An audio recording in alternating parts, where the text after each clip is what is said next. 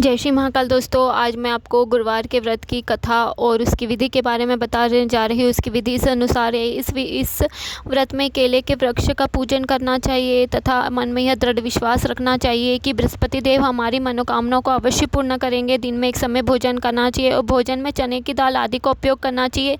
पूजन के पास श्रद्धापूर्वक प्रेम पूर्वक गुरु महाराज की कथा सुनना चाहिए। इस व्रत को करने से मनोवांछित फल मिलते हैं और बृहस्पति महाराज प्रसन्न होते हैं। धन विद्या पुत्र तथा मन की सारी इच्छाएं पूर्ण होती है। परिवार में सुख शांति रहती है। इसलिए यह व्रत सभी व्रतों में श्रेष्ठ और अति फलदायक है। अब मैं आपको इसकी कथा सुनाती हूँ। बहुत समय पहले की बात है। भारत में एक राजा राज्य करता था। वह अत्यंत प्रतापी और दानी था। प्रतिदिन मंदिर में जाता था, गुरु ब्राह्मणों की सेवा करता था। उसके द्वार से कोई भी याचक निराश होकर नहीं लौटता था, परंतु वह प्रत्येक गुरुवार को व्रत करता, पूजन करता, गरीबों की मदद करता। परंतु यह सब बातें उसकी रानी को पसंद नहीं थी। वो ना तो व्रत करती, ना किसी को पैसा दान करती और राजा को भी ऐसा करने से रोकती थी। एक समय की बात थी। राजा जब शिकार करने के लिए वन को चला गया। महल में सिर्फ रानी अकेली थी। तो उस समय गुरु बृहस्पति साधु का रूप धारण करके राजा के दरवाजे पर भिक्षा मांगने आए। तो साधु ने रानी से भिक्षा मांगी। तो रानी ने कहा, मैं इस दान पुण्य से बहुत तंग आ गई हूँ। इस काम के लिए मेरे पतिदेव ही बहुत है। आप ऐसी कृपा करें कि मेरा सारा धन नष्ट हो जाए और मैं आराम से रह सकूँ। साधु का वेश धारण किए बृहस्पति देव ने कहा, हे देवी, तुम अत्यंत विचित्र हो। धन संपत्ति तो हर कोई चाहता है, दुख कोई भी नहीं चाहता। पापी पुरुष भी पुत्र और धन की इच्छा मनुष्यों को भोजन करवाओ, ब्राह्मणों को दान दो, प्याव लगवाओ, धर्मशाले बनवाओ, कुआं, तालाब, बावड़ी, बाग बगीचे बनवाओ, निर्धन कुंवारी कन्याओं का विवाह करवाओ, यज्ञादि करवाओ। इन कर्मों से तुम्हारा नाम कुल और परलोक में सिद्ध होगा, स्वर्ग की प्राप्ति होगी। परंतु मूर्ख रानी इन सब बातों से खुश नहीं हुई। वो बोली, है साधु महाराज, मुझे ऐसी संपत्ति की कोई आवश्यकता नहीं जो मेरे काम नहीं आए। अन्य लोगों को दान करूं और इसको रखने और संभालने में ही मेरा सारा समय नष्ट हो जाए। साधु ने रानी को समझाने का बहुत प्रयत्न करा, परंतु रानी नहीं समझी। तो साधु ने कहा, अगर तुम्हारी ऐसी इच्छा है तो मैं जैसा बताता हूँ वैसा करना। बृहस्पतिवार के दिन घर में गोबर से लिपना, केशों को पहली मिट्टी से धोना, केश धोते समय स्नान करना, राजा से कहना वह भी अपनी हजामत करवाए। भोजन में मांस मदिरा खाना, कपड़े धोबियाँ धुलने डालना। ऐसा तुम अगर 7 गुरुवार तक करोगी तो तुम्हारा सारा धन नष्ट हो जाएगा। ऐसा कहकर बृहस्पति देव अंतर्ध्यान हो गए। रानी ने साधु के कहे अनुसार 7 बृहस्पतिवार ऐसा किया और केवल 3 बृहस्पतिवार ही बेटे थे कि उनका सारा धन नष्ट हो गया। दोनों राजा रानी भोजन करने के लिए तरसने लग गए, सांसारिक भोगों से दुखी रहने लग गए, इस प्रकार अभावग्रस्त जीवन जीने लग गए। तो एक बार राजा ने कहा, रानी तुम यही रहो, मैं दूसरे देश जाकर काम की तलाश करता हूँ, क्योंकि देश चोरी और परदेश भी बराबर है। इस तरह के राजा परदेश चले गया। इधर रानी के पास कुछ भी खाने का नहीं था। वो केवल जल पीकर दिन गुजार रही थी। ऐसा करते करते 7 दिन बीत गए, कुछ भी नहीं खाया। तो समीप में ही रानी की एक बहन रहती थी जो बहुत धन्यवान थी। तो रानी ने अपनी दासी से कहा, तू उसके पास जा और 5 सेर बेझर मांग कर लिया, कुछ समय के लिए गुजर बसारा हो जाएगा। दासी उसकी बहन के पास गई। गुरुवार का दिन था। दासी की बहन का समय ध्यान मग्न होकर पूजा कर रही थी। दासी ने रानी से कहा, हे रानी, आपके पास मुझे आपकी बहन ने भेजा है, मुझे 5 सेर बेजा दे दीजिए। दासी ने अपनी बात बहुत बार कही, किंतु रानी की बहन ने कोई उत्तर नहीं दिया, क्योंकि वह उस समय बृहस्पतिवार की कथा सुन रही थी। रानी की बहन जब दासी से अपेक्षित उत्तर नहीं मिला तो अत्यंत दुखी हुई और क्रोध भी आया और वह लौटकर रानी के पास गई और बोली, हे रानी, आपकी बहन तो बहुत धनी है, परंतु वह घमंडी भी है। वह छोटे लोगों से बात भी नहीं करती। 5 सेर बेझर देने के लिए मैंने उससे बहुत बार किया, लेकिन उन्होंने मुझे कुछ भी नहीं दिया और मैं खाली हाथ आ गई। रानी बोली, हे दासी, इसमें मेरी बहन का क्या दोष? हमारा समय ही ऐसा चल रहा है। बुरे समय में भी अपने और परायों का ज्ञान होता है। उधर पूजा समाप्त होने पर रानी की बड़ी बहन ने सोचा कि मेरी छोटी बहन की दासी आई थी, मैंने कुछ भी उत्तर नहीं दिया, वह कितनी दुखी हो रही होगी। तब वह पूजा सुनकर विष्णु भगवान का प्रसाद ग्रहण करके अपनी बहन के यहाँ आई और बोली, बहन, मैं बृहस्पतिवार का व्रत कर रही थी, तुम्हारी दासी आई, परंतु कथा समाप्त होने से पूर्व न उठते हैं न ही बोलते हैं, इसलिए मैं नहीं बोली। बताओ दासी किस कार्य से मेरे पास आई थी? रानी बोली, बहन, हमारे घर अनाज नहीं था, राजा प्रदेश गए हुए हैं, वैसे तुमसे कोई बात छिपी नहीं है, इस कारण मैंने अपनी दासी को तुम्हारे घर में 5 सेर बेझर लेने के लिए भेजा था। इस बात पे रानी की बहन बोली, हे बहन, बृहस्पति भगवान सबको मनोवांछित फल देते हैं, देखो तुम्हारे घर में किसी कोने में अनाज रखा हो। यह सुनकर रानी की बहन बड़ी विस्मित होकर रानी अंदर गई तो वहाँ एक गड़ा बेजर भरा मिला। उसे बड़ा आश्चर्य हुआ क्योंकि उसके अनुसार घर का एक एक बर्तन अन्न से खाली था। उसने बाहर आके रानी को सारा वृत्तांत सुनाया। दासी अपनी रानी से कहने लगी, हे रानी, देखो, वैसे भी हमको जब अन्न नहीं मिलता तो वह भी व्रत के समान ही है। अगर इनसे व्रत की विधि और कथा पूछ ली जाए तो हम भी बृहस्पतिवार का व्रत किया करेंगे। फिर दासी के कहने पर रानी ने अपनी बहन से बृहस्पतिवार के व्रत की कथा, पूजन विधि सब पूछा। उन्होंने बताया कि बृहस्पतिवार के व्रत में चने की दाल और मुनक्का से भगवान विष्णु का केले की जड़ में पूजन कर दोनों ने जलाना चाहिए, पीला भोजन करना चाहिए, पीले वस्त्र धारण बृहस्पतिवार आया, फिर भगवान बृहस्पति की कथा सुनना चाहिए। में जाकर चना और गुड़ भगवान लाई और दाल प्रसन्न होते हैं, अन्न जड़ में भगवान विष्णु का पूजन किया। व्रत और पूजन की विधि बताकर रानी अपने घर लौट आई। बड़ी दुखी हुई, उन्होंने व्रत किया था इसलिए बृहस्पति भगवान उन पे प्रसन्न हुए। एक साधारण व्यक्ति के रूप में वे 2 थालों में सुंदर पीला भोजन लेके आए और दासी को देकर बोले, हे दासी, यह भोजन तुम्हारे और रानी के लिए है, तुम दोनों ही इसे ग्रहण करना। दासी भोजन पाके अत्यंत प्रसन्न हुई और रानी से बोली, हे रानी, भोजन कर लो।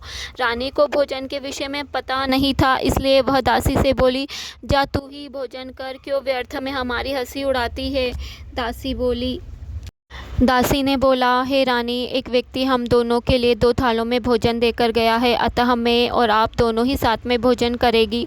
दोनों ने गुरु भगवान को धन्यवाद और नमस्कार करके भोजन प्रारंभ किया। इसके बाद दोनों प्रत्येक बृहस्पतिवार को गुरु भगवान का पूजन और व्रत करने लग गई। बृहस्पतिवार भगवान की कृपा से उन दोनों की भोजन और धन की कमी दूर हो गई, परंतु रानी फिर पुनः पहली प्रकार से आलस्य करने लग गई। तब दासी ने कहा, हे रानी, आप पहले भी इस प्रकार आलस करती थी, आपको धन संभालने और दान देने में कष्ट होता था, इसी कारण धन नष्ट हो गया था, हमारी ऐसी दुर्दशा हुई थी। अब गुरु भगवान की कृपा से धन मिला है तो आपको फिर आलस हो गया है, बड़े कष्टों के बाद धन पाया है, इसलिए अब आपको दान पुण्य करना चाहिए, भूखे मनुष्य को भोजन करवाना चाहिए, ब्राह्मणों को दान देना चाहिए, प्याऊ लगवाना चाहिए, कुआं बावड़ी तालाब आदि निर्माण करवाना चाहिए, कुंवारी कन्याओं को विवाह करवाओ, मंदिर पाठशाले बनवाकर दान दो, धन को शुभ कार्यों में खर्च करो जिससे आपके कुल का सम्मान बढ़े, स्वर्ग की प्राप्ति हो, आपके पितृ प्रसन्न हो। दासी की बात मान के रानी ने इस प्रकार के सत्कर्म करना आरंभ किए। इस प्रकार करने से उनका यश फैलने लगा। कुछ दिनों बाद रानी और दासी आपस में विचार करने लगी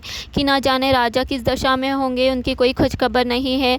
रानी राजा की कोई खबर ना पाकर उदास रहने लगी। गुरु भगवान से उन्होंने प्रार्थना करी। भगवान ने रात्रि में राजा को स्वप्न में दर्शन देकर कहा, हे राजा, उठ, तेरी रानी तुझको याद करती है, अब तू देश लौट जा। राजा प्रातःकाल उठा। वह सोचने लगा, किस प्रकार रानी के पास खाली हाथ जाऊँ, मेरे पास तो कुछ भी नहीं है। स्त्री जाति खाने और पहनने की ही साथी होती है, पर प्रभु की आज्ञा मानकर वह अपने नगर को चलने को तैयार हुआ। प्रदेश में राजा बहुत दुखी रहने लग गया था। प्रतिदिन जंगल से लकड़ी बीनकर लाता और उसे शहर में बेचकर अपने जीवन को बड़ी कठिनाई से व्यतीत करता था। एक दिन राजा दुखी होकर अपने पुराने दिनों की याद करके रोने लगा। उस जंगल में बृहस्पति देव एक साधु रूप धारण करके आए और राजा से बोले, हे लकड़हारे, तुम इस चिंता में बैठे हो, मुझे बतलाओ। यह सुनकर राजा साधु को प्रणाम करके बोला, हे प्रभु, आप सब कुछ जानने वाले हैं। इतना कहकर राजा ने साधु को अपनी समस्त व्यथा सुना दी। साधु के रूप में गुरु भगवान राजा से बोले, हे राजन, तुम्हारी पत्नी ने बृहस्पतिवार के दिन बृहस्पति देव का अपमान किया था, जिनके कारण तुम्हारी यह दुर्दशा हुई थी। अब तुम किसी प्रकार चिंता मत करो, भगवान तुम्हें पहले से भी अधिक धन प्रदान करेंगे। देखो, तुम्हारी पत्नी ने बृहस्पतिवार का व्रत प्रारंभ कर दिया है, अब तुम भी बृहस्पतिवार का तुम भी बृहस्पतिवार का व्रत प्रारंभ करो। बृहस्पतिवार के दिन चने की दाल और गुड़ जल के लोटे में डालकर केले का पूजन करो। कथा कहो या सुनो, भगवान तुम्हारी सब इच्छाओं को पूर्ण करेंगे। साधु का वचन सुन के राजा बोला, हे प्रभु, मुझे लकड़ी बेचने के पश्चात इतना पैसा भी नहीं बेचता कि भोजन करने के उपरांत कुछ भी बचा सकूं। मैंने रात्रि में अपनी रानी को व्याकुल और व्यथित देखा है। मेरे पास कोई साधन नहीं है जिससे उसका समाचार भी जान सकूं। इसके अतिरिक्त मैं बृहस्पति देव की कथा भी नहीं जानता हूँ जिसे कह सुनकर मैं व्रत धारण कर सकूं, भगवान बृहस्पति देव का पूजन कर सकूं। साधु ने कहा, हे राजा, तुम चिंता मत करो। बृहस्पतिवार के दिन तुम नित्य की भांति लकड़ियाँ लेकर शहर जाओ। तुम्हें रोज से दुगुना धन प्राप्त होगा जिससे तुम भली भांति भोजन कर लोगे। गुड़ और चने का प्रसाद खरीद के बृहस्पति देव का पूजन भी कर सकते हो। यह सब कहकर बृहस्पति देव अंतर्ध्यान हो गए। राजा ने बृहस्पति देव के बताए अनुसार व्रत किया और विधि विधान से पूजा करी। उस दिन राजा की लकड़ियाँ महंगे दामों में बिकी और राजा ने भरपेट भोजन किया। इस गुरुवार तो उन्होंने व्रत किया, लेकिन अगले गुरुवार को राजा बृहस्पति देव का व्रत करना भूल गए। तो उस शहर का जिसमें वह राजा लकड़हारा बन के निवास करता था, उस शहर के राजा ने एक यज्ञ का आयोजन कराया और उसमें सभी सैनिकों को भिजवा दिया कि शहर का हर एक इंसान राजा के महल में जाकर भोजन करेगा। यज्ञ वाले दिन सभी भोजन करने आए, परंतु लकड़हारे के रूप में राजा नहीं पहुंचा। उससे लकड़ी काटने में देर हो गई तो सैनिकों ने उसे पकड़कर जेल में डलवा दिया। अब राजा वहां पर बड़ा दुखी रहने लग गया और सोचने लगा, मेरी इस दशा कैसे हुई। तो राजा के सपने में बृहस्पति देव आए। बोले, तुमने गुरुवार का व्रत करना भूल गए थे, इस कारण से तुम्हारी ये दशा हुई है। अब अगले गुरुवार को तुम्हें जेल के बाहर एक 50 पैसे का सिक्का मिलेगा, उससे ले लेना और उससे तुम बृहस्पति देव की कथा सुनकर व्रत करना, तो तुम्हारी सारी समस्या हल हो जाएगी।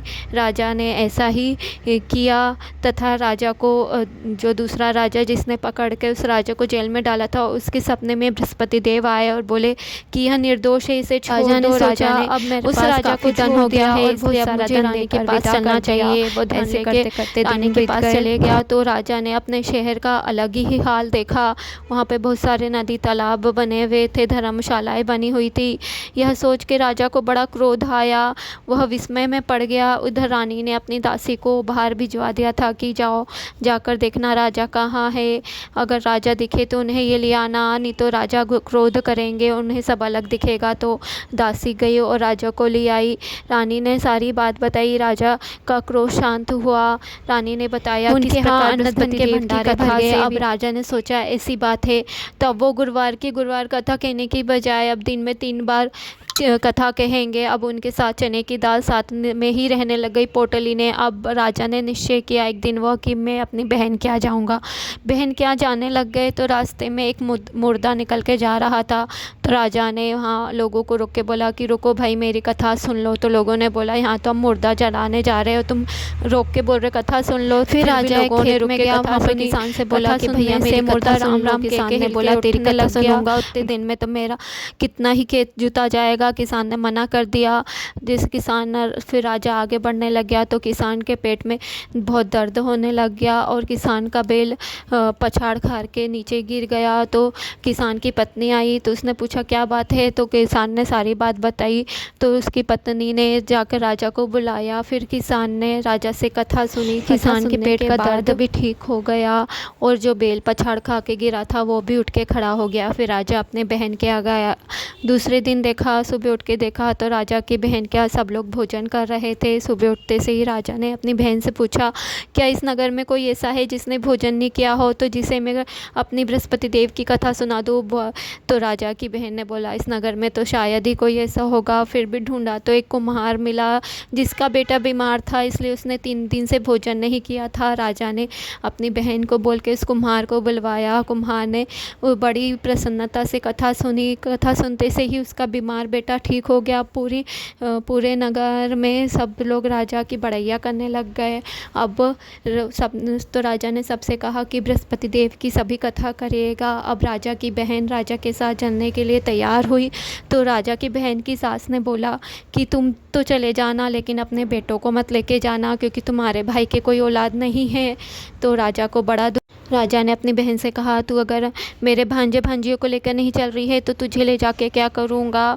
फिर राजा अपनी रानी के यहाँ गया और बहुत उदास रहने लग गया। तो रानी ने पूछा, क्या बात है। तो बोले, हम निसंतान है, हमें कोई संतान नहीं है। तो रानी ने और राजा ने दोनों ने बृहस्पति देव से प्रार्थना करी, उनके उपवास को मन लगा के किया। तो भगवान बृहस्पति देव की कृपा से उनके अभी एक पुत्र रत्न की प्राप्ति हुई। भगवान बृहस्पति देव फिर राजा की बहन आई पुत्र को देखने के लिए। तो राजा ने रानी को समझाया कि मेरी बहन को कुछ मत बोलना। फिर भी रानी ने कुछ बोल दिया। तो रानी की बहन बोली, अगर मैं तुमको नहीं बोलती तो भगवान बृहस्पति देव तुमको पुत्र कैसे देते हैं, उनकी कृपा से तुमको पुत्र की प्राप्ति कैसे होती है। बृहस्पति देव देते, जैसे आपने राजा रानी को सुख समृद्धि पुत्र दिया, वैसे सबको देना। कहता सुनता हुनकारा बता अपने सारे परिवार को।